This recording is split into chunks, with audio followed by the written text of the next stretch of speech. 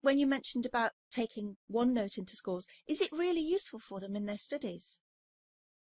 OneNote, what I've found is that it's a great replacement for really paper-based work. What we can do with OneNote is basically just type anywhere. So it mimics the same structure that you might have with a traditional lecture pad. You've got pages, you've got sections, but you can have multiple notebooks and connect them all into this one program. On top of that, depending on where you save it, you can share it with other colleagues. If you've got your notebook sitting in something like OneDrive or SharePoint Online, you're able to invite people into that notebook and work on it at the same time. So this is where it becomes really useful for schools, that a teacher can use OneNote as a whiteboard, a projector. They can type or write. They don't have to have a computer that they can write on, and project their work or their notes onto the wall. By inviting their students into that same notebook, they can have interaction and say group work all within the same notebook, and the students will get a copy of that notebook too. Wow. So that's instead of PowerPoint. It's in addition to PowerPoint. So what we're finding is a number of the tools are being shaped and added on to make it even more useful in a school scenario. With OneNote, when it's sitting in SharePoint, which is a part of Office 365, that's a website where you can share your files and basically you can create a classroom intranet. A notebook can be created using a special app that is downloaded into SharePoint, and it divides the notebook up into different areas that the teacher can only access.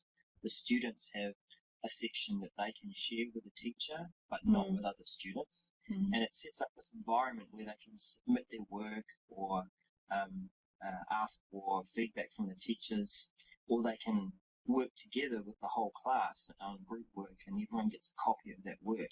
So that's OneNote in the way that it's been improved. As far as presentation and PowerPoints, Microsoft have added an add-in to PowerPoint called Office Mix, which allows you to record while you're making your PowerPoint presentation, ink on it, embed your video in it. You can even create questionnaires that are interactive. And when you upload that presentation, you can send your students to it and they can go through and view it, answer the questions, and the teacher can get all the statistics at the end of it to see how they answered it, how long they spent on the slide, how many times they attempted to get the right answer. So yeah, it's a combination of all sorts of tools that I help schools to understand how to use. And OneNote, rather than writing on a whiteboard and then rubbing things out, OneNote's a huge advantage over that. You can certainly leave people with a copy of the notes and get on to the learning rather than the copying. How would you recommend that, say, a student starting uni use OneNote? Yeah, I've seen some interesting comments and experiences with students, certainly via Twitter and social media.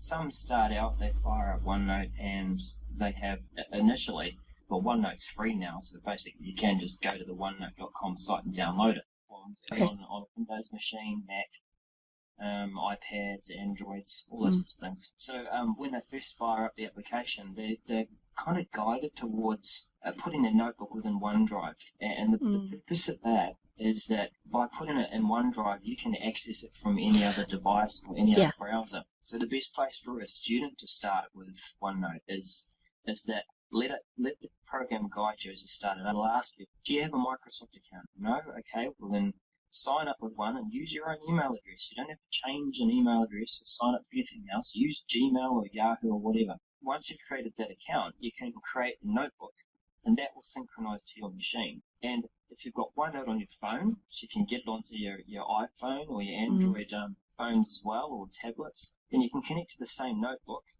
and synchronize task lists and notes from tests and things that you need to study, flashcards, copy in diagrams, do screenshots.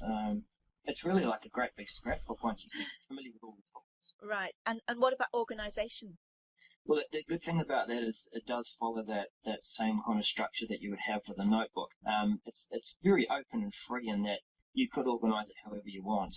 Most people, when they're using it for their studies, will use a section per subject that they're taking for that semester. One benefit of OneNote is that you're not just stuck with having sections, but you can copy links and references to different pages and sections.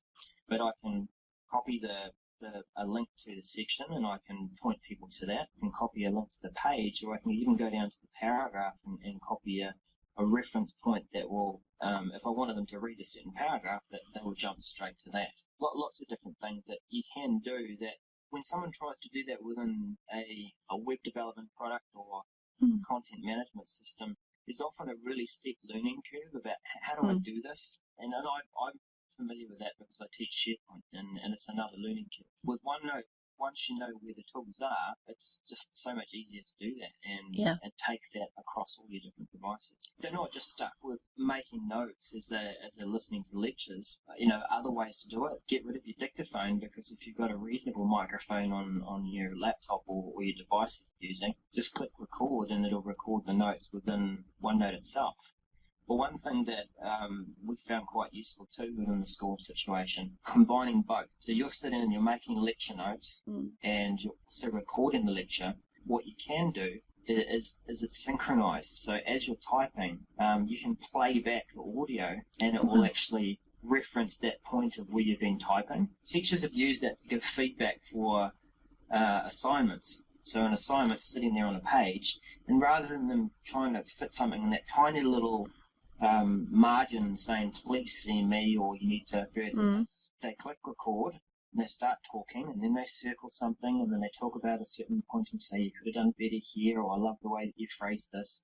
And the student, all they have to do is just play that back, and all the notes get highlighted as they're playing through that audio. I want to go and fire up OneNote now. It's really exciting.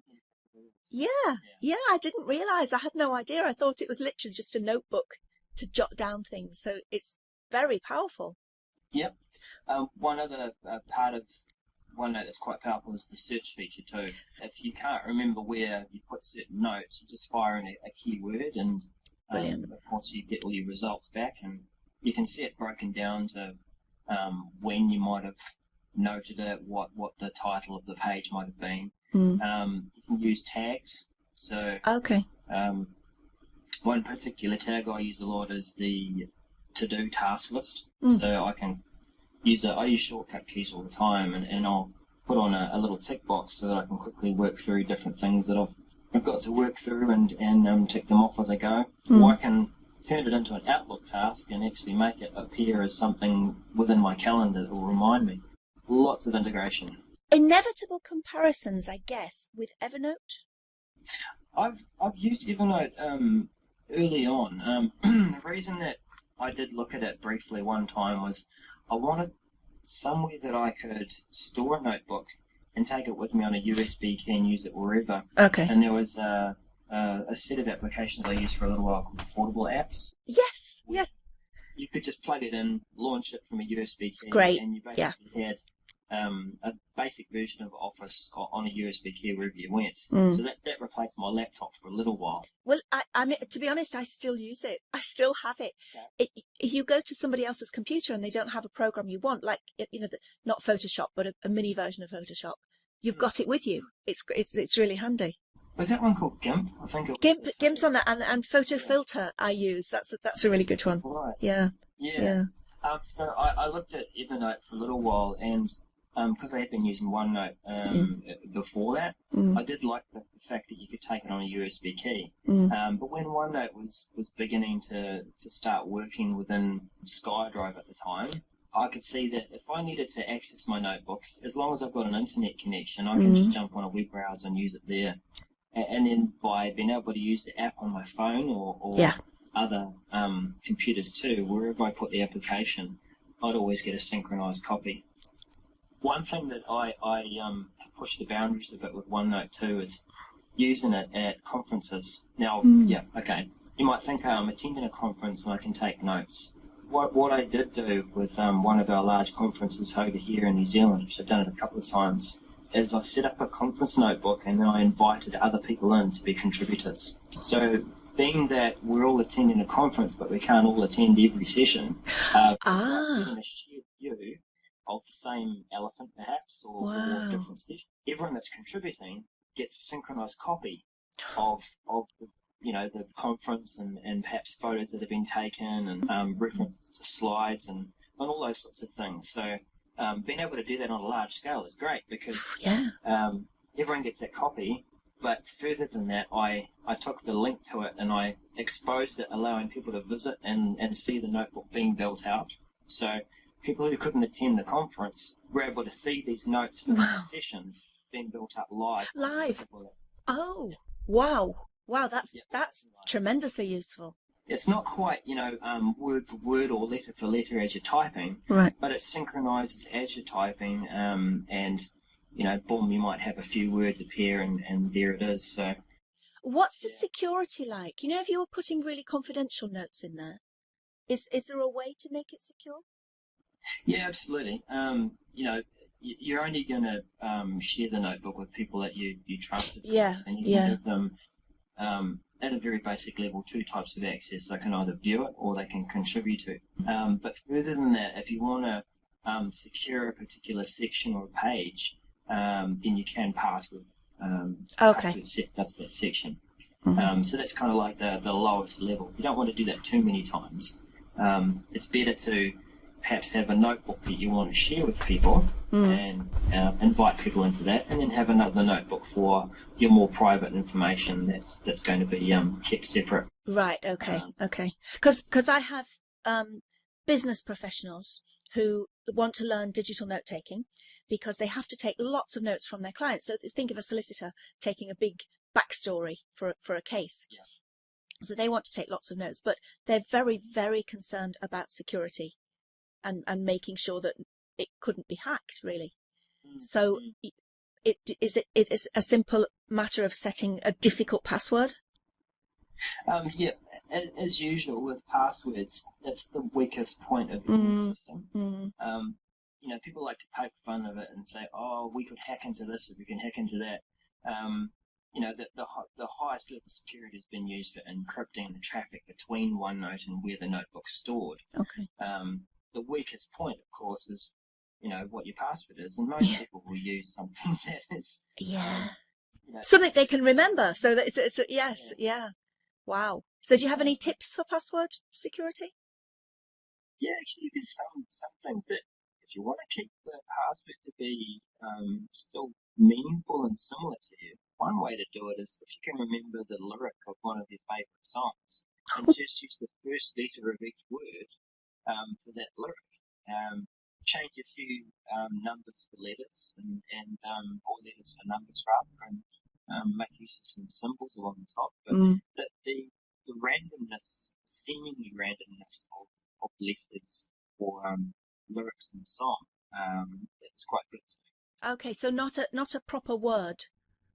Yeah, not a proper word. Okay. Or even parts of a word. Most people remember things in chunks, so where you might a real word might be the word method. I'm looking at the word method in your email.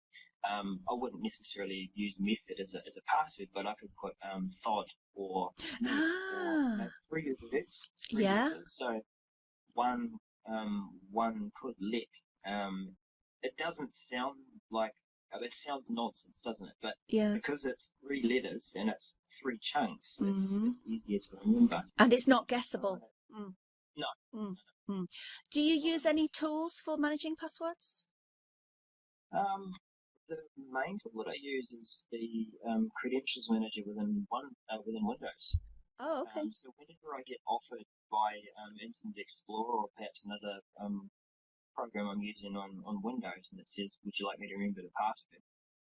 Then it's saved in a secure location on the machine, and using my Microsoft account, I can synchronize those passwords between the different devices that I use. Right, okay. It also remembers my wireless password, so if I have to go to a client's place and I've put in their wireless password at some time before, it'll remember that and connect me automatically. That's handy. Very good. Yeah. I'm not someone who goes leaps into new technology quickly. It takes me a while. And I have just got a Windows 8 laptop. I was put off because I got it cheap actually, because it was sent back by somebody who'd bought it and couldn't get used to Windows 8, and they sent it back, so I got it as a steal. I love it. I think it's fantastic. But I actually put a Windows 7 emulator on, so that's why I'm living with it well. But a lot of the features are amazing, and I love OneDrive. I didn't think I would. I'm a Dropbox fan. I've used Dropbox for years. Everything is in that. But I'm thinking that I might start using OneDrive more, especially with OneNote.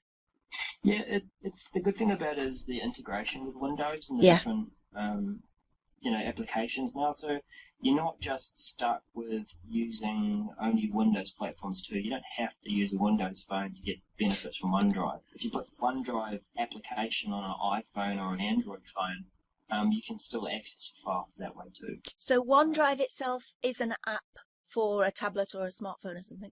Yeah, we'll connect you to your space within OneDrive in the cloud. Okay. Benefit there too with OneDrive is that they are pushing it to unlimited storage now. So there's been this kind of storage arms race between Google, Dropbox, and Microsoft. Yeah. And they're all pushing each other to try and find the biggest number. Mm. So finally Microsoft are going, right, well, okay, we'll remove the limits too, and if you want to store your photos and synchronize them to OneDrive and have them all safe, then we're not going to stop you. Go for it. So it's unlimited now?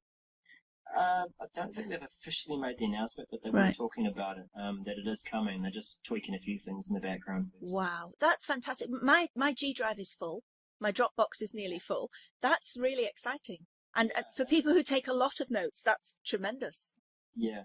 OneNote notebooks also, I haven't really filled one up yet. I tend to be someone who compartmentalizes a few, so I won't have just one big notebook for everything. Mm. But probably my largest notebook, where I've kept all my, you might say, my spell book for everything that I understand or would like to remember about Office 365. It's probably my largest one, and that's got screenshots and notations for all sorts of things. If you had to synchronize it to a brand new machine, it could take a little while to get there, but it does it in a smart way. If you want to view a certain page and you've clicked onto it, it'll synchronize that first and let everything else happen in the background. That's considerate. It knows you're busy. Yeah. You're not going to sit there looking at a big blue rotating donut while you're waiting for something to come down. So it's good like that, and if you are taking a lot of notes, it actually keeps it together in a nice, sensible, compact manner. Yeah. Where notebooks begin to become quite large is if you start to use the recording of the video or even the audio features as well. Yeah, but we won't have to worry if it's unlimited storage soon. No. My suggestion is to have notebooks for different purposes. So, I've got a notebook just dedicated to blogs. So whenever I've got to author a blog, I've got a section that says to do, and then anything that I've completed, I've got a completed section. Okay. So if I ever come up with an idea at some crazy hour of the morning, I can grab my phone, type in a few notes or record some audio and say, well, get back onto that, and it's in my to-do list. And then the good thing about OneNote is that I can drag around the content in different order.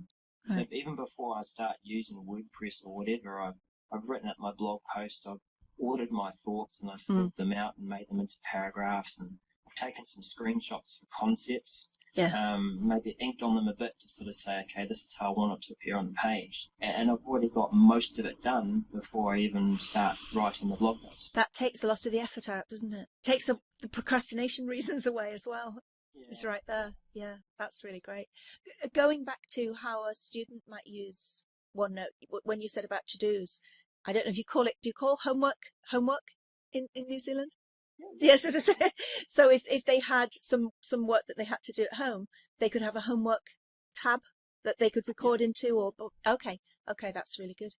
The OneNote pages are quite freestyle, so you can make a list for anything. It could be, shopping list when you're coming home, or 3 different groups of lists of tabs saying, well, it doesn't even have to be tabs, it could be on the same page, but definitely a tab to say these are my tasks for homework and what I've got to study for tonight. Yeah. Copy some links to the readings that you've got, links to videos and references that the lecturers mentioned during the lecture. Yeah. Fantastic. And it's pretty as well, isn't it? It looks good. I do like Evernote. I do use Evernote a lot, but it's just flat and boring. Whereas OneNote, it helps me think in an organised way, I think, better. Yeah. Yeah. I haven't used Evernote for very long recently. I know that there are some features that it does well that OneNote is still catching up on. But the fact that I can use it across many different devices, and there's one application which talks to OneNote really well, which I use a lot now. What was it called again? It was called Office Lens. So, Office what? It's an Office Lens.